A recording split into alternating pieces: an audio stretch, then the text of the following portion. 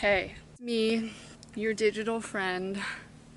So nobody asked for this video, but I kind of just thought of it myself and thought that it would be a helpful video potentially for you guys. I know some of you guys are at the age or the time in your life where you're moving out on your own. I have experience with that, so I just kind of wanted to share and give you guys some tips on how to cope with living by yourself or with roommates or whatever when you're also kind of struggling with mental illness as well. I honestly was really hoping to make this video in like a cute cozy aesthetic, like maybe I'm wearing a sweatshirt, I'm inside with like little string lights behind me, but guess what, it's like 90 degrees.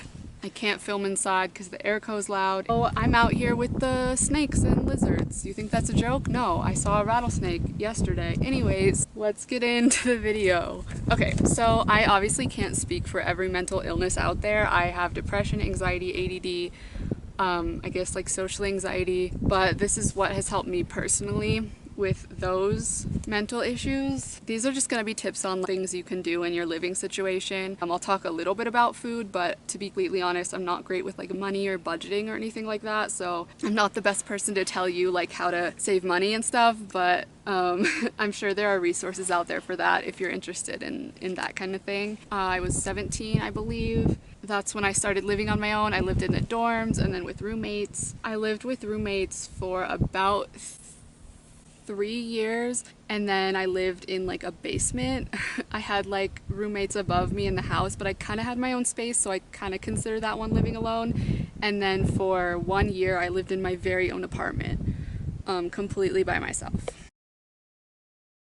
My very first tip, this one might be obvious, I feel like this is a tip that's given a lot, especially with ADD, but it's to keep yourself organized. I'm personally a big fan of whiteboards because you can like hang it on your wall and it's just so big and you can really easily, you know, write new stuff and erase it, and it's just always kind of in front of you. Write a list of everything you need to get done, whether that's grocery shopping or appointments or schoolwork, whatever it is. With ADD, it can feel like very overwhelming when you have a lot of things to do, and in my opinion it helps to write them all out. That can also be overwhelming because you see a lot of tasks in front of you, but you really have to keep in the mindset to take it one thing at a time. Just focus on the first thing on your list and just ignore everything else and just try to get that one thing done. You can also do this with simple tasks like showering or eating if you even have to do that.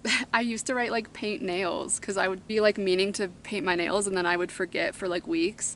If you write it down, you'll get it done, you know, even if it's something that you don't need to do but you want to do. Like, why not?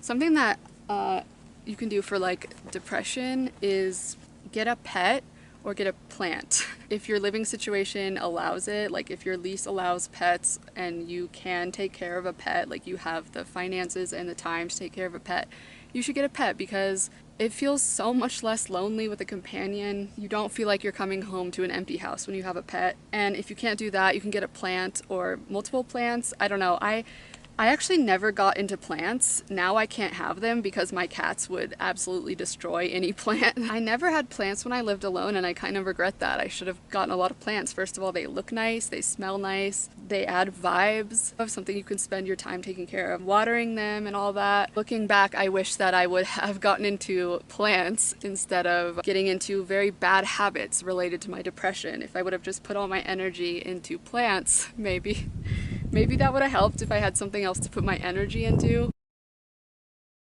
Now this one I've said like a million times, going outside, like making sure that you leave the house. Honestly, if you can't do that, just get some air. Like literally something that I used to do is whenever it was just pouring rain, I would run to my door, open it and just breathe. I'm like obsessed with rain. Some people hate rain, so I don't know. When it's your favorite weather, just like open that door, just like take it in, breathe. If you don't feel comfortable doing that, at least open a window. Something that you can do for like food and dishes, if you are kind of in a situation where you're not really getting out of bed, all your dishes are dirty because doing dishes is just like so exhausting at the moment. You can get plastic utensils. This isn't ideal for the environment obviously, but like if you have to do it, you have to do it, you know. You can also save plastic utensils from takeout food instead of just like throwing extra ones away. You can save them for times when you feel like you'll need to just grab a plastic fork instead of like washing. I feel like I've also said this, but I am like the biggest fan of ramen. Sorry if you don't like ramen, but if you do, there are so many things you could do with ramen. Literally, like, you can add egg, you can add veggies, you could add sauces, butter, you can even add meat if you know how to cook meat. I'm not a chef, I'm not a cook, I'm not great at that, but if you're interested, there's so many YouTube videos on like simple ramen recipes. It's like pretty easy to make and cheap, obviously.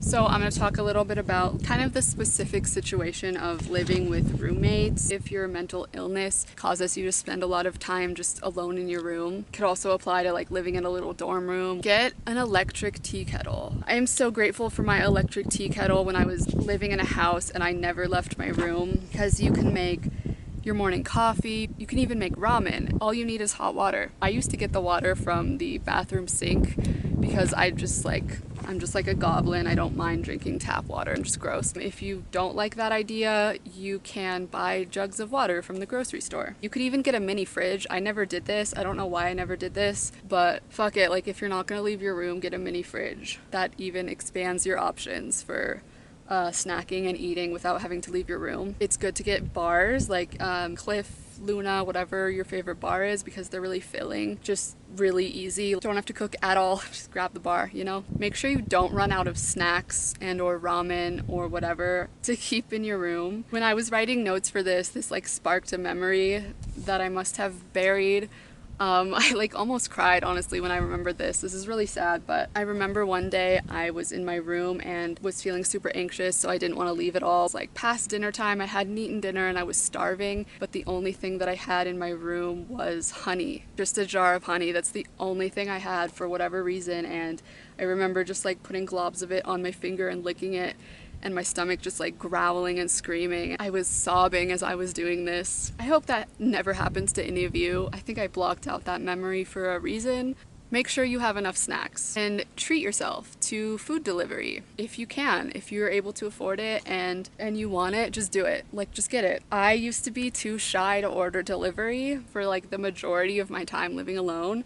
I promise it's not scary. Like, the delivery person just wants to like do their job, like get their job done, drop your food off, leave. Even like, I know during COVID, sometimes they would just leave your food at the door and not even talk to you, which is perfect for someone like me. I don't know if they still do that. I haven't ordered DoorDash in a while. Another thing that helped me a lot when I was living alone and like struggling with mental illnesses before I was diagnosed with anything, so I wasn't on medication or anything, I would just use like supplements. I'm not a doctor, so I don't know if I should get into the specifics of what supplements I was taking. It's really easy to slip into bad habits when you're living alone, when you're not really having a lot of human contact and you have a lot of time to yourself and you're very sad. I know from experience how easy it is to slip into these very destructive habits. If you can, check in with a family member or a friend just whenever you need to. Make sure there's someone you can reach out to just randomly and they would be there for you and respond. If you have absolutely no one, you can try to find this sort of interaction online and join an online community, subreddits, Facebook groups, something that you're interested in, whether it's like a craft or a video game. At least you can have people to kind of interact with and not feel like completely just isolated and 100% alone. Okay, this one's kind of just practical, not necessarily for mental illness, but just, you know, when you're living alone, you have so much responsibility just like kind of piled on you that you're not used to. It's kind of inevitable that something will go wrong, like the toilet will stop flushing, the shower drain will clog, or something's gonna go wrong. The internet is your friend. I'm sure you guys know this, but every single time I've had a problem, I've been able to solve it using Google and watching YouTube videos and stuff like that. Like, it's so great how much there is out there. You just like kind of learn as you go, and it's normal to like not really know how to do things, I think, and like it's normal to panic when something goes wrong. You'll be fine, you'll figure it out. This last one, I don't even know like what category this would be, but this is good if you're kind of like a paranoid person, or not even that, like if you're just living alone and you want to watch out for your safety. Motion censored lights. Motion censored lights are my best friend. When I was living completely alone in my apartment, I put little like plug-in motion censored lights in like every plug in like the whole place, because first of all, if you get up in the night, you don't even have to turn on any lights, they'll just come on for you. And second of all, this is how I felt at least. So like I had a bedroom and then like a living room, kitchen, pretty much. Like I pretty much had 2 rooms in my apartment. And like when it was time for bed, I would leave the bedroom door open, but the other room of course would be completely pitch black, and that would make me so nervous because I felt like, I don't know, there could be someone there, like somehow, I don't know, someone just lurking in the shadows. It would make me feel really paranoid when it was like 1 a.m. and I was just staring into this dark void of the other room. If you know you have motion censored lights, you know no one's there, because if someone moves, the lights are coming on. If you're scared of like ghosts or something, I don't know if I can help you there, because I don't know if ghosts are like, if a light would come on for a ghost. This may sound really silly to some people, I don't know. Obviously like motion censored lights aren't gonna save your life when like an intruder does come in, but at least you can like have that calm feeling when you're looking into your dark house that there's no intruders, you know what I mean? So that's pretty much it. Those are my tips. I hope this was helpful to you guys. Let me know if you have any questions or anything. There's probably some stuff I forgot, but as I said, like a lot of it is just learning as you go. That's life, just like figuring things out as you go, you know? If you happen to be in a situation where you are moving in by yourself for the first time, then I wish you so much luck and so much positivity. And congratulations. I loved living alone. There's some things I could have done differently, obviously. Anyways, I'm rambling now.